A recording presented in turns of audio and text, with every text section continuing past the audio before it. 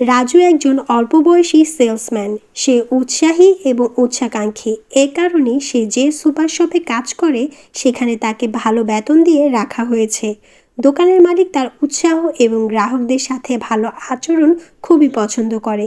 যখনই তার থেকে ভালো স্মার্ট কোনো ব্যক্তির পরিচয় হয় তখনই সমস্যায় পড়ে যায় রাজু। উদাহরণস্বরূপ তার মালিকদের কথাটাই বলা যায়। সে এগিয়ে যেতে চায় অনেক দূর, এজন্য তার মালিককে খুশি রাখতে চায় এবং সে যেন কোনো রকম ভুল না করে ফেলে সেদিকে সতর্ক থাকে। একদিন দোকানে কিছু জরুরি কাজ ছিল বলে তার মালিক ইফতেখার তাকে একটু রাত পর্যন্ত দোকানে থাকতে বলে। রাজুর বিশেষ কোনো কাজ ছিল না বলে তাই দোকানে থাকতে তার কোনো অসুবিধা হয়নি। পরের সপ্তাহেও হিসাব নিকাশের জন্য তাকে রাত পর্যন্ত থাকতে বলা হয়। সে পুনরায় জানায় তার কোনো সমস্যা নেই। আর এভাবেই দিনের পর দিন কেটে যায়। প্রায় প্রত্যেক সপ্তাহে একদিন বা একাধিক দিন তাকে রাত পর্যন্ত থাকতে হয়।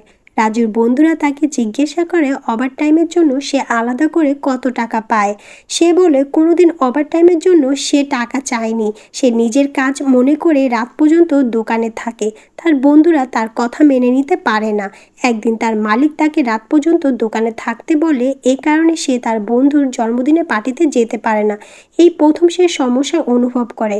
রাজু ঠিক করে পার্টিতে যেতে না পারার জন্য বন্ধুর কাছে ক্ষমা চাইবে এবং তাকে একটা ভালো উপহার দিয়ে দিবে। এবং আরও একদিন এক দূর সম্পর্কের আত্মীয়ের বিয়েতে যেতে পারেনি বলে সে সমস্যা অনুভব করে।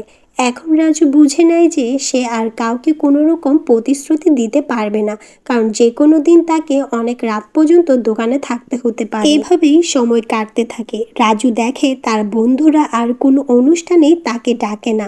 সে কারণ জিজ্ঞাসা করলে তার বন্ধুরা বলে তাকে নিমন্ত্রণ করে কোনো লাভ নেই, কারণ শেষে অনেক রাত পর্যন্ত কাজ করতে হবে বলে সে কোনো অনুষ্ঠানে অংশ নিতে পারবে না। একটি মেয়ের সাথে বন্ধুত্ব হওয়ার পর তার সমস্যা আরও বৃদ্ধি পায়। সে তাকে সঙ্গে নিয়ে ঘুরতে যায়। প্রথম মেয়েটি তার উচ্চাকাঙ্ক্ষার প্রশংসা করে এবং অনেক রাত পর্যন্ত কাজ করার জন্য অনেক সময় দেখা সাক্ষাতের টাইমও পরিবর্তন করতে হয়। তাও সে এগুলো মেনে নেয়। কিন্তু যখনই এই ঘটনা চলতেই থাকে তখন এই মেয়েটি অনুভব করে যে রাজুর সাথে যা হচ্ছে তা ঠিক হচ্ছে না। তুমি 6 মাস ধরে এভাবেই ওভারটাইম করছো আর তার জন্য তুমি কোনো টাকাও পাও না। এটা তো তোমার বোকামি। তুমি বেতন বৃদ্ধি বা পদোন্নতির জন্য দাবি কেন করছো না? আমার পক্ষে এটা করা সম্ভব না। যদি মালিক আমার বেতন বাড়াতে চাইতো তবে উনি নিজে থেকে বেতন বাড়িয়ে দিত।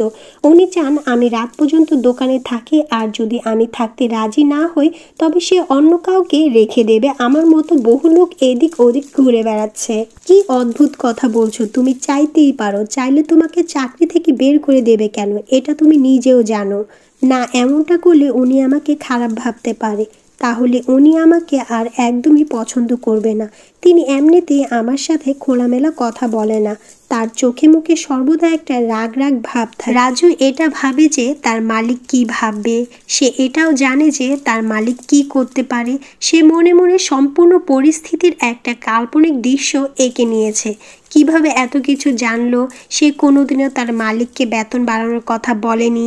সে কখনো রাত পর্যন্ত কাজ করার বিরোধিতা এখন পর্যন্ত করেনি। সে খুবই সতর্কতার সাথে সময় কাটাচ্ছে। তার খারাপ পরিণতি সম্পর্কে ভাবছে এবং সে এটাও জানে যে তার মালিক তার সম্পর্কে কি ভাবে। এই ভ্রান্তির মনে নিয়ে রাজু চাকরি করতে থাকে।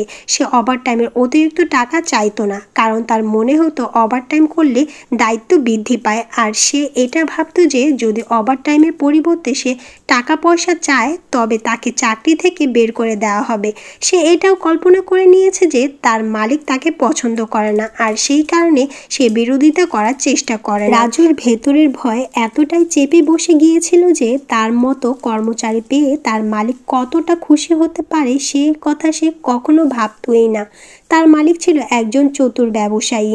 বিনা পয়সায় রাজুকে দিয়ে কাজ করাতে পেরে সে খুশি হতো।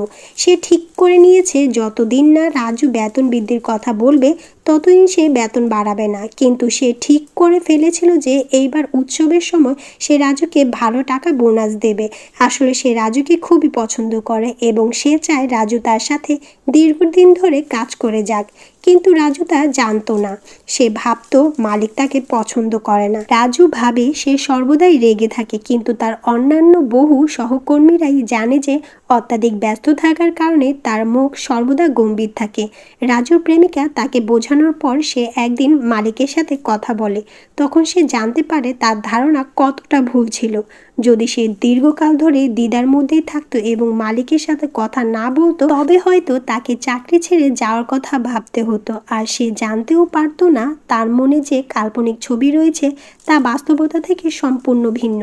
এর সারমর্ম হলো, আপনি যখন নিজের ভুল ধারণার ভিত্তিতে কাজ করেন তখন মস্তিষ্কে এমন এক ভ্রম তৈরি হয় যা আপনার জন্য খুবই ভয়ঙ্কর হয়ে থাকে। এই সমস্যার হাত থেকে রেহাই পাওয়ার জন্য আপনাকে অন্যের সমস্যা দেখার চেষ্টা করতে হবে। নিজের ভালো নিজেকেই বুঝতে হবে। অন্যরা শুধুমাত্র আপনার ভালো মন্দ সম্পর্কে মতামত জানাতে পারে। অন্যের মতামতের ভিত্তিতে আপনি নিজের ভালো মন্দ বিশ্লেষণ করে দেখতে পারেন।